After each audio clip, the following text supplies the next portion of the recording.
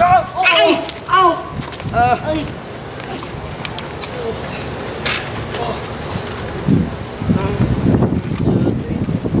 we all here? On the dot, and here's a marvelous and convenient place for the rehearsal. This grassy area shall be our stage, and this hawthorn bush shall be our dressing room, and we will act out our play as we would do in front of the two. Peter Quince. Yes, Bottom? There are some things in this common of Pyramus and Thisbe that will never work. First, Pyramus has to draw a sword to kill himself like, and the ladies can't stand that. How do we fix this? Oh my god, you're right. They would be frightened out of fear. I believe we must leave the killing out when all is said and done. Not a chance. I have a plan to make all well. Write me a prologue, and let the prologue seem to say we will do no harm with our swords, and that Pyramus was not killed indeed. And, for the more better assurance, tell them that I, Pyramus, am not Pyramus, but Bottom the Weaver. This will put him out of fear. Yeah. Well, then we will have such a prologue, and it shall be written in 8 and 6. No. Make it 2 more. Let it be written in 8 and 8. Won't the ladies be afraid of the lion? I fear it, I promise you. No, masters. We have to think about this. To bring in, God protect us, there's a lion among the ladies, and it is the most dreadful thing. Because there's not a more fearful wild bird than the living lion, and we have to deal with this. Therefore, another prologue must tell him that he is not a lion. No. You must say his name. And half his face must be seen through the lion's neck. And he must speak to himself, saying thus, or to the same effect, lady. Fair ladies, I would wish you, or I would request you, or I would entreat you, not to fear, not to tremble. I would give my life for yours. If you think I come here as a lion, it would risk my life. I am no such thing. I am an ordinary man. And let him say his name, and tell him plainly that he is not the joiner. Well then, it shall be so. But there are 2 other problems. For one, to bring the moonlight into the chamber, for, as you know, Pyramus and Thisbe meet by moonlight. Does someone shine the light with flare of blood? Oh, look, calendar! Guys, look for an almanac, find out moonshine! Like my butt. I found it, everyone.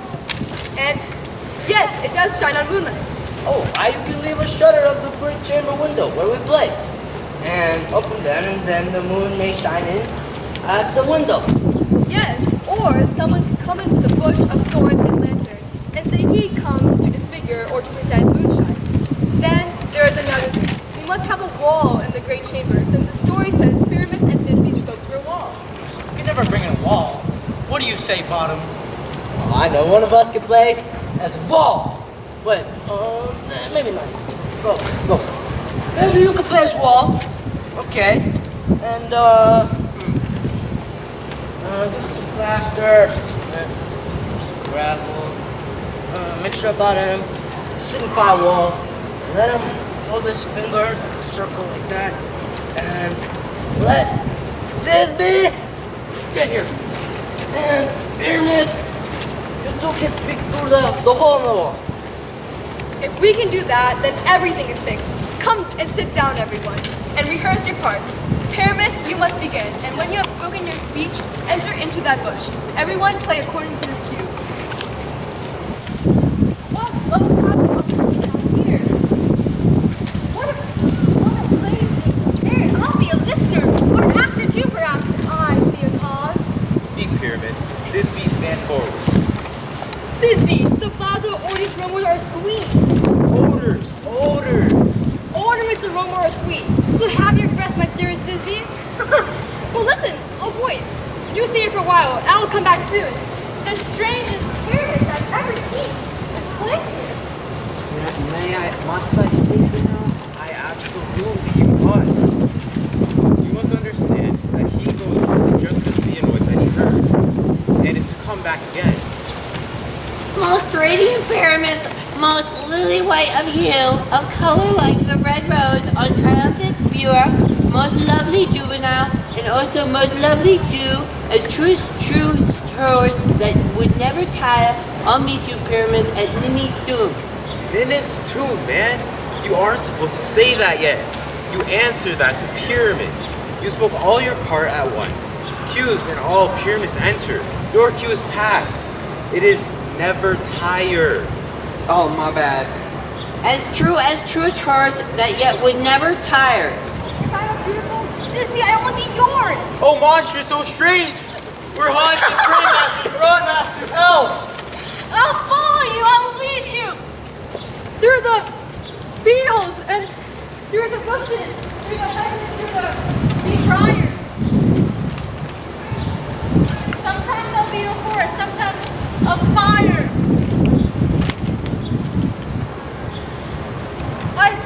I have this bear, sometimes a fire, and neigh and bark, and grunt and roar and burn like a horse hound, all bear and fire at every turn. Why are you running away? This is a mean trick to frighten me. What happened to your face? What do you see? You see an asset of your own? Don't you? God, help Autumn. Bless you. You are transformed. I see their tricks. This is making an ass of me, to frighten me, if they could. But I will not move from this place.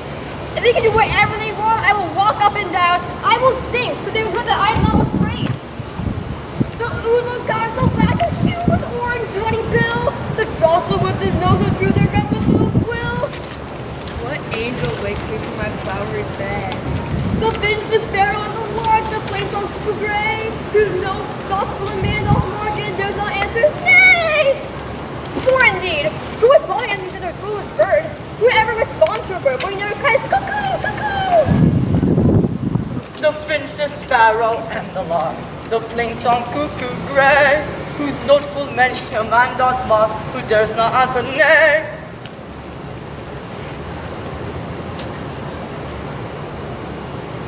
She's right. Who would bother answering a bird? Who would respond to a bird when he cries cuckoo? Please, kind sir, sing again. I love the sound of your voice. I'm also captivated by your appearance. And your beautiful manliness certainly does move me on the first sight to say swear. I love you. I think, Your Highness, you should have no reason to say that. But still, to say the truth, reason and love don't hang out with each other much. It is such a pity that some honest neighbors will not introduce themselves. Nay, I can joke upon occasion. You are just as wise as you are beautiful. No, that's not true. But if I had enough brains to get out of these woods, then that's enough for me.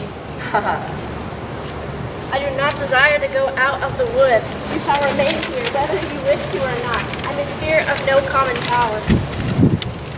This summer is still ruled by me, and I do love you.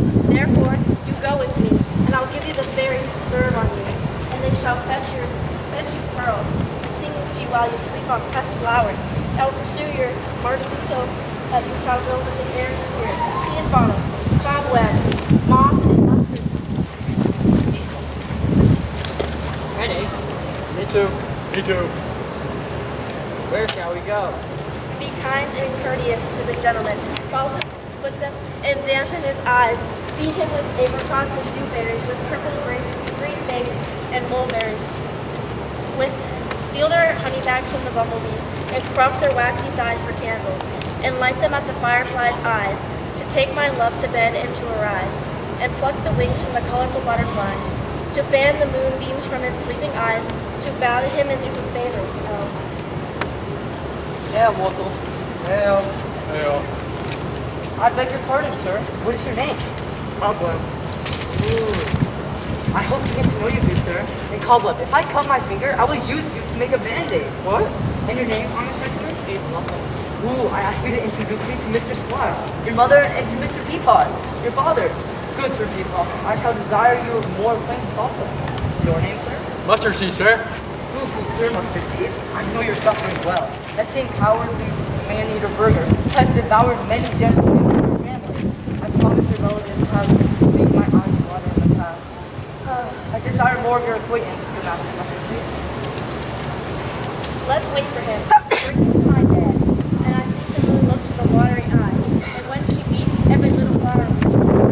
Shut him up.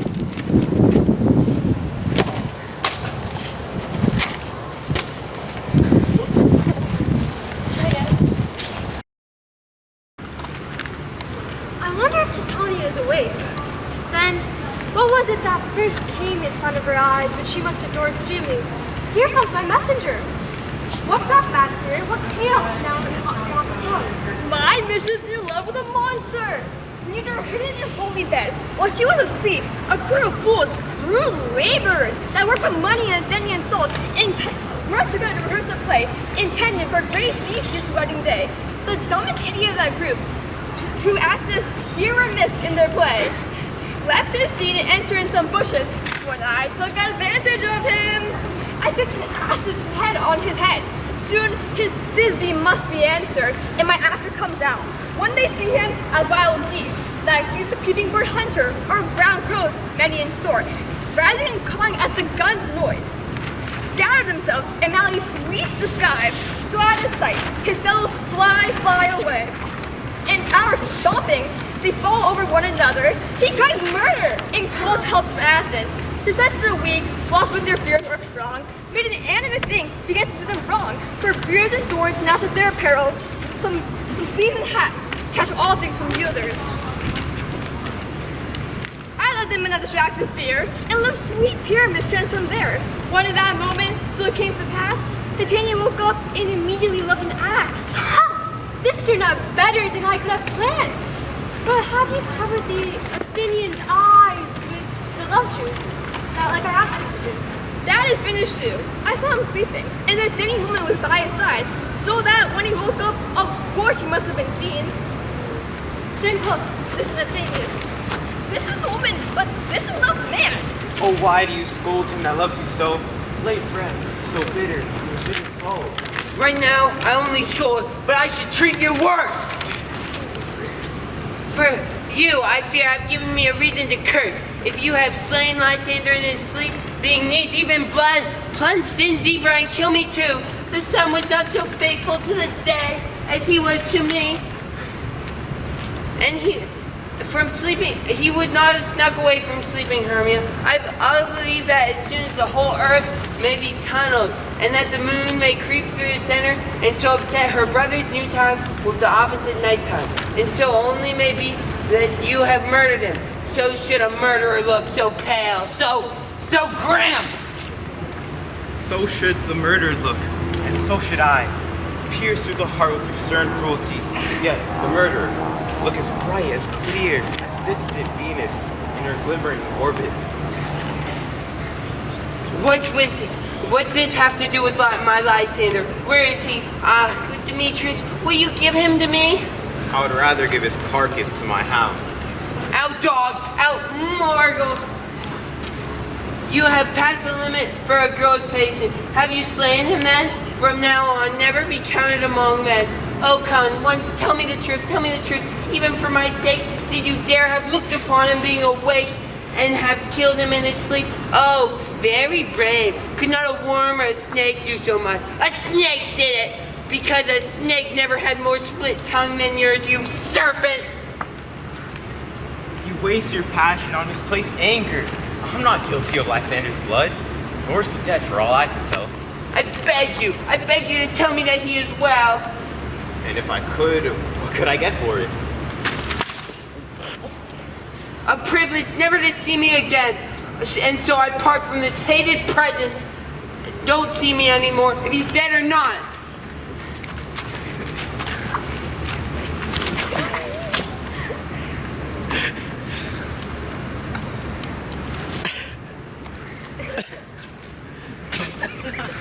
Think the wig fell off. Yo, whoa. I can't follow her while she is so mad. Therefore, I will stay here for a while. So sorrow's heaviness does grow heavier, due to the debt that bankrupt sleep owes to sorrow, which now it will pay in some slight measure, if for his repayment I stay here. What have you done? You have made a true mistake and laid the love juice on some true lovers.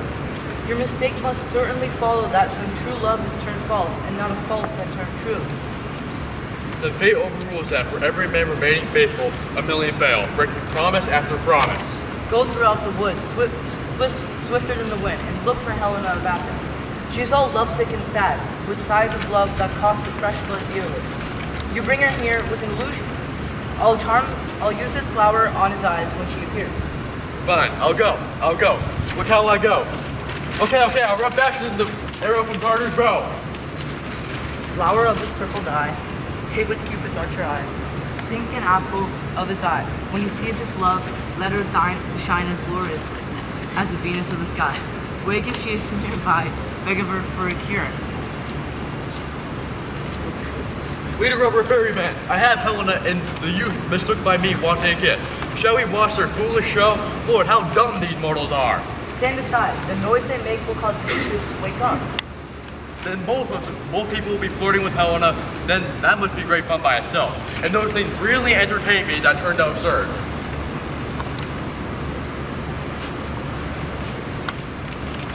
Why do you think my love is some sick joke?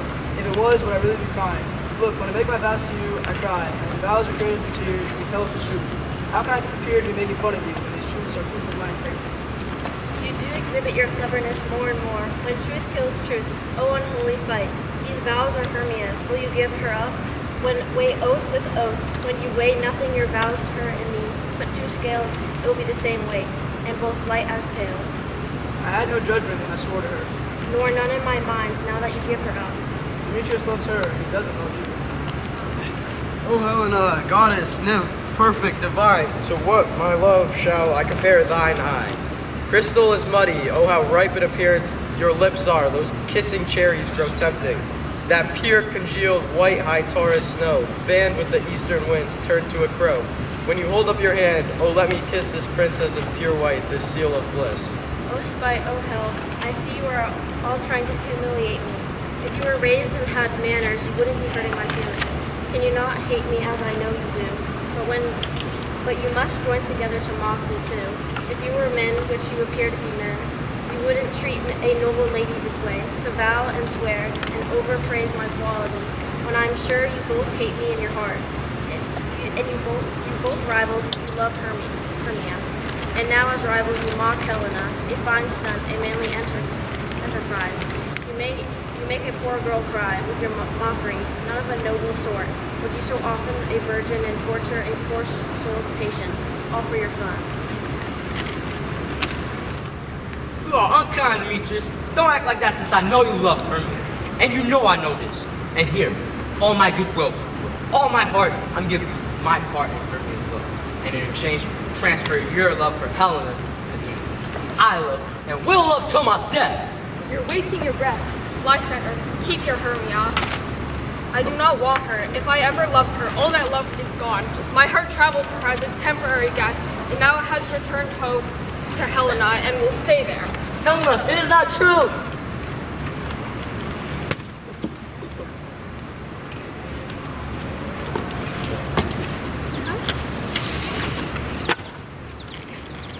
Don't disrespect something you know nothing about, unless you are willing to pay for it dearly. Look, your love is coming. Takes the function of his eyes. Makes the ears more quick to hear in the same way it appears being able to see. It takes the hearing back like a speech. Lysander, you weren't found in my mouth. My ear has been good, not least this time. But why did you leave me so entirely? I stay when love urges me to go. What left me force my life from leaving? My love that would not let me wait made me hurry to beautiful Helena, who lights up the night more than all those fiery and bright stars. Why are you seeking me? Couldn't this make you know the hate I have for you made me leave you? You can't mean what you're saying. You cannot. Aha! She is a part of this conspiracy. Now I see that all three of you have united to create this big game in spite of me. Purple Hermia, you ungrateful maid! Have you conspired? Have you planned with these to harass me with this ridicule? For all the secrets that we have shared, the sisters' vows, the hours that we have spent for separating us, oh, is it all forgotten? Please! We, Hermia, like two skillful gods, have both created one flower with our sewing needles, both on one embroidery, sitting on one cushion, singing one song in one key, as if our hands, our side, voices, and minds had been joined. We grew together like a double cherry seeming square, but yet a single unit. So two lovely berries on one stem. Wait. Two of the first like coats in heraldry, part of one crowned with one crest. And will you split with our former love to join with men in scorning your poor friend? It is not friendly. It is not ladylike. Our gender as well as I may scold you for it, though I alone do feel the injury. I am dumbfounded at your passionate words. I'm not scorning you. It seems like you're scorning me. Have you not sent Lysander to follow me and praise my eyes and face, and met your other love, Demetrius, who only recently spurned me with his foot, and called me a goddess, nymph, divine, and rare? Why does he speak to this who he hates? And why does Lysander deny his love to you, so rich within his soul, and offer me in truth affection, unless you are urging him on, encouraging him? Even though I am not as blessed as you, but to be miserable, to love without reciprocation, you should pity rather than to despise me. I don't understand what you mean by this. Oh yes, continue making those fake sad looks. Wink at each other and hold the joke up. This game is very well carried and shall be famous. If you have any taste, pity, grace, or manners, you should not make me the object of this joke. But farewell, it is partly my own fault, but soon death or absence shall fix it. Oh no, that's a Helena! Please! My soul! My love, beautiful Helena! Oh, excellent! What? If she cannot convince you to stop, I can force you. No! Get off of her! You can't force me more than she can ask you. Your dress have less strength compared to her weak fingers, diaper boy. Hey, I love you, I really do. And to prove him wrong, I swear I will give up everything for you. I said that I love you more than he does, so don't listen to this freak. You say so, square up and prove it. Sigma's my name, Brawling's the game. Lysander, what's going on? Well, wait, you level zero yacht. No, Don. Give up. Act like you can't break loose, but you just don't want to fight me. Anyways, give the ankle binder holding you back and break. Just go. Go, you freedom. Go. Get off, you cat, you mouth breather. Let go of me! Or I will shake you off like a serpent. Why are you going so rude? Why are you acting like this? What changed, sweet Boo Bear? Ooh, Boo Bear. Get off of me! Get off! Get off! You hated medicine, you hated potion. Go away! Are you joking? Yeah, and so are you. Demetrius, I will keep my word with you. I wish I could trust your word, but word is your bond, and a weak bond holds you. What do you want me to do? Kill her? Hurt her? Even hit her? Just because I hate her doesn't mean I'll hurt her. What? There's no greater harm you can do to me than hate me. Hate me? Why? Oh, what happened, my silly willy twinkle toes? What happened, my love? Am I not Hermia? Are you not Lysander? I'm just as beautiful as I was before. Since last night you loved me, yet since night you left me. Why then did you leave me? Oh, skibbity toilets forbid. Shall I say that this is real? Yes, by my life, and I don't want to see you anymore. So give up. There's no hope. Be sure nothing else. This is no joke. That I do hate you and love you. No. Oh my, you trickster, you worm, you thief of Fritz. What, have you come at night and stole my cutie patooties honey bunches heart from him? Have you no modesty? No feminine shame? Not even a single shy bone in your itty bitty body? Stop trying to provoke me. Shame, you faker, you puppet, you! What the skibbity did you just call me? Puppet? Why? Wow, I see that you're gonna play this game. Now I see that she's compared her heights. She's emphasized her height, and with her physique, her tall physique, her height, truly, she has stolen my schmoogums. And are you so grown in his high esteem? Because I am such a dwarf and so low? How low am I, you 72-inch tall LED with flexible gooseneck, dimmable, zoomable spotlight, adjustable color beam, standing and touch your remote control floor lamp? How low am I? Am I not so low that my nails can reach into your eyes? I beg you, even though you mock me, gentlemen, don't let this thing hurt me. I was never cursed. I'm not good at being shrewish. I'm a proper lady, and so I have a faint heart. Don't let it lay a single finger on me. You might think since she's lower than me that I can fight against her. Lower? Say it again. I dare you. Good Hermia, do not be so bitter with me. I always loved you, Hermia. I always kept your secrets and never wronged you. Except that I love for Demetrius. I told him about you sneaking into this wood. He followed you in Atlas. I followed him. But he has threatened to, he has shooed me away and threatened to strike me, kick me, no, and kill me too. And now, if you let me go quietly, I will carry my foolishness back to Athens, and I'll follow you no further. Let me go. You see how stupid and foolish I am. Why aren't you leaving? Who is it that's stalking you? A foolish heart that I leave behind here. What, with Lysander?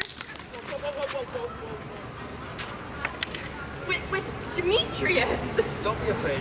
She shall not hurt you. No, sir, she will not, even though you defend her. Oh, when she is angry, she is determined and cunning. She was a devil when she went to school. And though she is little, she is fierce. Little, again, nothing but low and little. Why do you allow her to insult me like this? Let me come after her. Get out of here, Shorty. You tiny creature. You're made of a flint that stunts your growth. You feed, you acorn.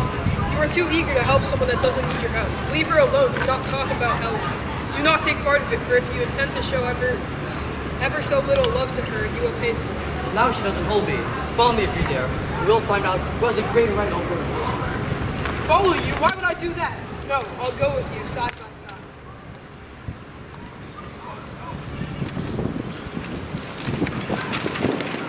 You, mistress, you caused this whole mess. No, you better stay here. I don't trust you. I will no longer be near you. Your hands are quicker for a fight than mine. My legs are longer, though, to run away! Oh my god, that's so offensive.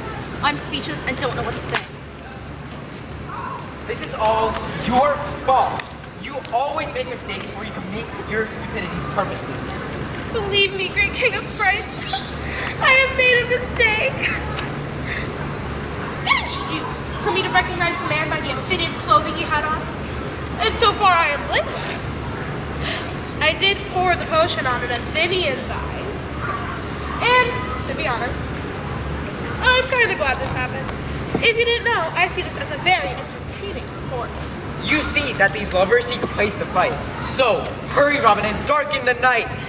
Soon, cover the night full of stars with fog as black as Acheron, and lead these angry rivals away from each other, so they don't cross each other's paths. Sometimes structure your voice like Demetrius, then confuse Lysander with bitter insults, and sometimes rage like Demetrius. Make sure you lead them away from each other until sleep, like death, with leading legs and batty wings creeps over their brows. Then crush this herb into Lysander's eyes. Its juice has the power to take all hope air away with his might and make his eyeballs roll with his former sight. When they wake up, all this fighting will seem like a dream and a foolish vision, with a union that will never end till death. While I have you working on this task, I'll go to my queen and beg for her Indian boy, and then I will release her, enchanted eyes from the branches, and all will be well again. My fairy lord, this has to be done quickly, for the dragons that bring the night cut the clouds swiftly, and in the distance shines the dawn's messenger, with the ghosts wandering here and there in the night, trudging back to their graveyards. All damned spirits that were buried in crossroads and riverbanks, all already back to their wormy graves, for fear that day will allow all to look at their shame. So they willfully avoid themselves from light, and must forever stay in the darkness at night. But your spirits are beneath God. I've often enjoyed the morning's love, and like a park ranger can walk through the groves, even till the eastern gate, all fiery red, opens on the sea with its blessed arms, turning its salt green streams to yellow gold. But still be quick. Don't delay, as we can finish this before the sun comes up. Up and down, I will lead them up and down.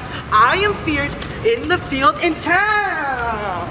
Goblin lead them up and down. Oh look, here comes one. Where are you, proud Demetrius? Speak now. Here, villain, ready to fight. Where are you? I'll be with you straight away. Follow me then, follow me to open ground. Lysander, speak again, you chicken, you coward, you rat! Have you fled? Speak, in a bush! Where are you? You coward! Are you bragging to the stars? You are telling the horses that you look for a fight and you don't come?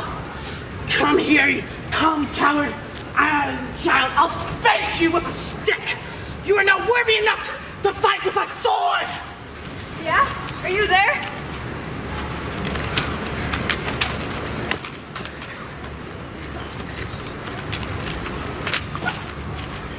Follow me, my voice. We will test our manhood here. He goes before me and still dares me to go on. Whenever I go to where he calls, he's gone. The villain is much faster than I am. I followed fast, but he flew faster. Now I'm fallen in the dark, uneven way. I will rest. Come, you gentle day, for if just once you show me a great light, I'll find Demetrius and avenge this insult.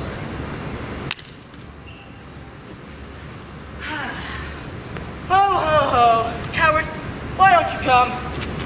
Wait for me if you dare! Because I know well that you run away from me, shifting every place, daring not stand nor look me in the face. Where are you now? Come here, come here. No, you mock me. You will pay for this dearly if I ever see your face by daylight. Sleepiness constrains me.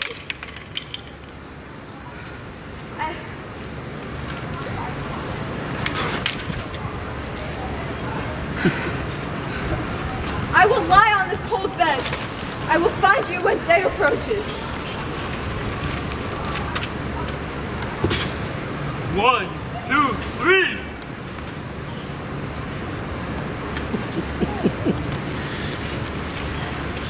Oh, weary night, oh, long and tedious night, please shorten your hours. Shine comforts from the east, that I may go back to Athens by daylight. Away from these that detest my poor company, and sleep that sometimes shuts up sorrow's eyes. Take me a while from my own company. That's only 3.